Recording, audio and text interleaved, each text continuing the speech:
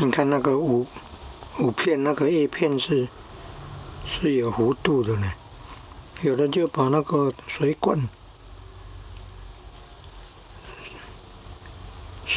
啊切成那个几部分的呢，就有这个弧性了。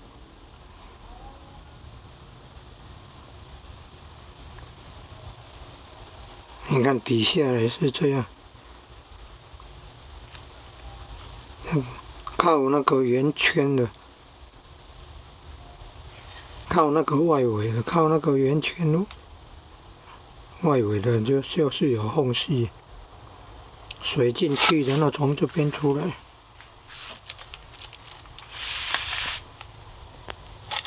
空烧了，空烧马达坏掉了，抽不到水，然后那个空烧马达烧坏掉了。因为交叉测试用别的，同样电池用别的抽水马达，人家可以抽了。这个听到声音很小声，就是那个线圈的烧掉。